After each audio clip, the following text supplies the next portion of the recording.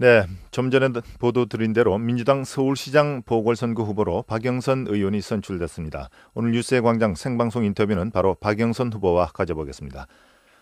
박영선 후보님 나오 계십니까? 네, 안녕하세요. 예. 네, 먼저 어려운 싸움 승리하신 것 축하드립니다. 네, 감사합니다. 네, 근데 본격적인 싸움은 이제 시작 아니겠습니까? 네네. 민주당원들 왜 이 시점에 박영선 의원을 후보로 뽑아줬다고 생각하십니까? 저는 이번 서울시장 선거의 키워드가 변화와 희망, 그리고 MB 심판이라고 보고 있습니다. 근데 이 변화와 희망이라는 측면에서 젊고 새로운 인물이 민주당에 필요하다라는 그런 측면이 가장 강하지 않았나 그렇게 생각합니다.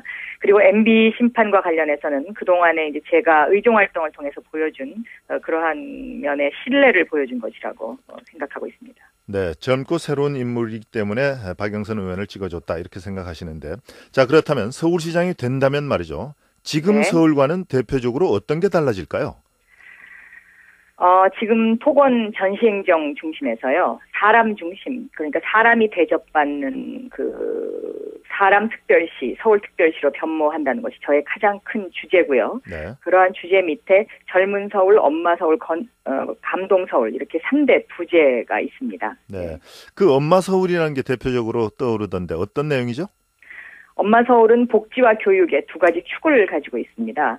복지 문제는 열 손가락 깨물어서 안 아픈 손가락 없다는 엄마의 마음을 담아서 민주당의 보편적 복지를 지속적으로 추진하겠다는 의지의 표현이고요. 네. 교육의 문제는 지금 우리 아이들이 학원으로 다 내돌리고 있는데 그럴 것이 아니라 지혜롭고 능력 있고 열정 있는 엄마들과 함께 손을 잡고 주식회사 엄마 교실을 만들어서 이것을 11개 교육청의 사회적 기업으로 만들어서 교육 문제를 엄마들이 직접 좀 더 챙겨보자 하는 그런 사랑 정책이 필요하다는 것입니다. 그래서 이것이 이제 주식회사 엄마 교실이 되면 사교육비도 절감되고 또 우리 아이들이 학원으로 내몰리는 이런 현실도 좀 고쳐볼 수 있다는 그런 교육적인 의미가 담겨져 있습니다. 네. 그러니까 주식회사 엄마 교실이 서울 시내 각 구별로 또는 동 단위로 있게 되고 11개 교육청이에요. 네네네. 엄마 교실을 만들어서 지금 교육청이 서울 시내에 11개가 있습니다. 네, 알겠습니다. 그런데 네, 그러면 그런 일자리 문제도 해결할 수가 있습니다. 네, 그러면 그러한 주식회사 엄마 교실로 아이들이 가서 무료로 그 공부를 배울 수 있다는 얘기인가요? 방과후 학교를 주식회사 엄마 교실 위주로 운영을 하겠다는 것이죠. 네. 그래서 학교 끝나고 이제 엄마가 가서 내 아이와 아이의 친구를 중심으로 해가지고 그 아이를 지도하고 가리키고 네. 그리고 끝나고서 같이 데리고 들어오는 이제 그런 형태의 그 방과후 학교 교실 운영을 말씀드리고 있는 것입니다. 네. 네. 자, 오세훈 전임 시장이 해온 여러 가지 시정 사업이 있는데 말이죠. 네. 대표적으로 한강 르네상스 일부 고칠 건지 아니면 완전 폐기할 건지 어떤 선택입니까? 저는 이 문제는 시민 갈등 조정위원회를 일단 구성을 해서요. 거기에서 의견 수렴을 하는 것이 1차적인 생각이라고 보고 있습니다. 네. 그런데 제가 지금까지 살펴본 바에 의하면 이 한강 르네상스 사업은 이미 80% 이상 공정이 이루어진 부분이기 때문에 네. 이것을 어떻게 재활용하고 앞으로 더 투자할 부분에 있어서의 시민들의 의견이 대단히 중요하다고 보고 있습니다. 네. 그러니까 이미 그 80%의 기성률이 있는 부분에 대해서 잘 네. 활용하는 것이 지혜롭다 이런 말씀이군요. 네, 그렇습니다. 예. 자, 그러면 구체적으로 그 반포대교 남단 둔치 앞에 축조 중인 세빛 둥둥섬 등은 완전 철거할 것이냐 아니면 이것도 역시 잘 활용할 것이냐 여기에 선택의 갈림길인데요. 어떻게 보십니까? 일단 이 문제를 저는 서울시 의회와 그리고 시민갈등조정위원회를 구성을 해서 의견 수렴을 한 다음에요. 네. 이것을 재활용할 것인지 아니면 뭐 어떻게 앞으로 이것을 어떻게 변화 발전시킬 것인지에 대해서는 의견을 듣겠습니다마는 당장 그것을 철거한다라는 것에는 조금 네. 지금까지 투자된 액수가 너무 크기 때문에 네. 재활용 측면으로, 그러니까 서울 시민이 이것을 어떻게 받아들이느냐의 문제가 제일 비중 있게 다뤄줘야 되는 것이 아닌가 네. 생각합니다. 네. 네, 알겠습니다. 네. 자, 그리고 박원순 후보가 말이죠. 한강 수중보 폐기론을 꺼내들었고요. 나경원 네. 한나라당 의원이 이를 비판했습니다. 이 네. 문제에 대해서 박영선 후보의 생각은 무엇입니까? 저는 수중보 문제도 중요하지만 이번 서울시장 선거의 가장 큰 이슈는 반복지와 가짜복지 세력에 대한 심판이라고 보고 있습니다. 네. 그렇기 때문에 복지 문제에 관해서 우리 서울시가 좀 더 서울 시민과 소통할 수 있는 그 구도를 만들어가는 것이 저는 우선순위가 거기에 있다라고 보여지고요. 네. 이번 서울시장 선거가 왜 치러졌는지를 생각해봐도 이것은 당연한 것이라고 저는 보고 있습니다. 무상급식 주민투표에 의해서 치러진 것이니까요. 네. 그래서 이 박원순 변호사님이 굉장히 아름다운 분입니다. 그런데 이 무상급식 부분과에 있어서는 현장에 그 당시 없으셨기 때문에 네. 조금 저희 민주당의 시장 후보와의 우선순위가 다르지 않나 그렇게 보고 있습니다. 알겠습니다. 우회적으로 답변을 하신 셈인데요. 자, 조금 전에 박원순 후보와의 이제 그 이야기를 했는데 일전이 남아 있지 않습니까?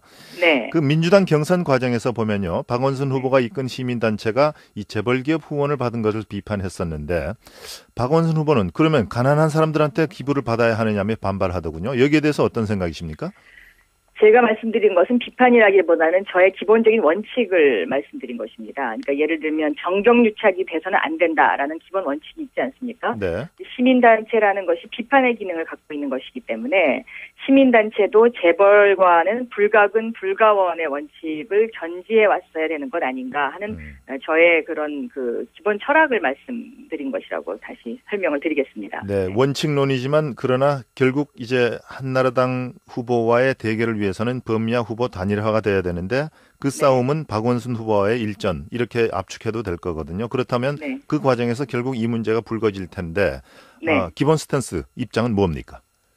저는 그 원칙에는 변함이 없습니다. 왜냐하면 그 후원금이라는 것 자체가 이제 어떤 성격을 띠느냐가 참 중요합니다. 그러니까 후원을 한다고 해서 이것을 무조건 받을 수는 없는 것이거든요. 네. 그래서 그 부분에 있어서도 저는 굉장히 좀 객관적인 입장을 견지해야 된다고 보고 있습니다. 왜냐하면 네. 저희 국회 같은 경우에는 10만 원 소액 후원금도 지금 문제가 되고 있는 상황이니까요. 네. 그래서 그 원칙에는 저도 변함이 없다고 말씀을 드립니다. 알겠습니다. 자, 이제 그 박원순 후보와 비교했을 때 박영선 후보가 내세울 장점, 그러니까 서울 유권자들이 보았을 때 서울시장으로 왜 박영선 후보가 더 경쟁력이 있다라고 판단할 수 있는지 그 근거를 좀 제시해 주실 수 있습니까? 저는 이번 선거에서 가장 중요한 것이 부패하고 있는 그 서울시정을 어떻게 투명하게 바꿀 수 있는가의 문제라고 보고 있습니다. 지금 MB 측근들의 낙하산 인사 등으로 해가지고 대한민국이 부패한 것은 물론 서울시도 부패를 하고 있습니다. 그래서 이 MB 정권과 맞서야 하는데 이 MB 정권과 맞서려면 혼자의 힘으로는 도저히 할 수가 없습니다. 이런 어떤 사회적인 의견을 모으는 커다란 그릇이라고 볼 수 있는 당의 힘이 반드시 뒷받침돼야 된다고 보고 있고요. 네. 두 번째는 이번 서울시장 선거는 반복지 세력, 가짜 복지와의 일종의 제2라운드 전쟁입니다. 그런데 여기에서 박원순 변호사가 지난 무상급식 현장에 없었다. 어떤 혹지 않은 이제 무임승차론을 제기하시는 분들도 있긴 합니다만은 이런 부분에 있어서의 생각할 부분이 있다라는 것이고요. 네. 세 번째는 지금 서울 시민의 삶이 너무 고단합니다. 전셋값 문제라든가 물가 문제라든가. 그래서 엄마와 같은 마음을 가진 따뜻한 정책이 필요한데요. 제가 민주당 정책위 의장으로서 그동안에 펼쳤던 정책들이 주로 전셋값 문제를 어떻게 할 것이냐, 그리고 소액보증금, 그러니까 서민들이 길거리로 나앉지 않도록 소액보증금을 압류하지 못하도록 하는 이런 법들을 주로 통과시켰습니다. 네. 그래서 이런 정책의 연장선상에서 서울시정을 이끌어갈 수 있다라는 이렇게 세 가지의 차별화가 된다고 생각합니다. 네, 그러니까 민주당의 정당의 뒷받침이 있고 그다음에 무상급식 현장에 없었다라는 점, 그리고 네. 결국은 따뜻한 정책으로 이길 수 있다. 이 세 가지를 내세우셨는데. 네, 그리고 한 가지 더 이제 말씀을 드리면 네. 소통, 그러니까 시민과의 소통의 문제가 제일 중요한데요. 네, 오세훈 알겠습니다. 시장이 이 소통을 못해서 결국 물러났지 않습니까? 네네네. 근데 민주당은 서울시 구청장, 시의원, 구의원들을 대부분 가지고 있기 때문에 서울 시민과의 소통에 있어서는 민주당 시장이 가장 잘 할 수 있다라고 말씀드릴 수 있습니다. 근데 유감스럽게도 그러한 장점이 있음에도 불구하고 여론조사는 박원순 후보가 앞서고 있거든요. 네. 그 원인은 그러나, 민주당에 네. 대한 사람들의 어떤 이반 같은 게 반영된 것 아닐까요? 물론 이제 저희가 따끔한 지적에 대해서는 반성하고요. 더 노력 많이 할 겁니다. 그런데 사실상의 레이스는 오늘부터 저는 시작이라고 생각하고 있습니다. 네. 그동안은 민주당은 이제 네 사람한테 시선이 분산이 돼 있었고요. 알겠습니다. 그렇기 때문에 네. 지금부터 더욱더 저희가 오늘 그 레이스가 시작되는 이 순간부터 왜 민주당 시장이어야 되는지에 대해서 시민들에게 동의를 구하는 그 시간이 참 필요하다고 생각합니다. 네, 저희가 시간이 다 돼서 마지막 질문으로 압축하겠습니다. 네. 이 방송사 기자 등 대부분의 삶을 언론의 길로 걸어왔지 않습니까? 네네. 그런데 2004년에 이제 정치권에 들어왔는데 어느 게 더 힘든지 그리고 박영선 의원한테 어느 게 더 맞다고 보는지 좀 소회를 말씀해 주시겠습니까? 정치하는 것이 굉장히 힘듭니다. 왜냐하면 이거 정치의 가장 중심이 갈등 조정 역할이거든요. 네네. 이 갈등 조정이라는 것은 서로가 다른 그 생각들을 한 곳으로 모아내는 것인데요.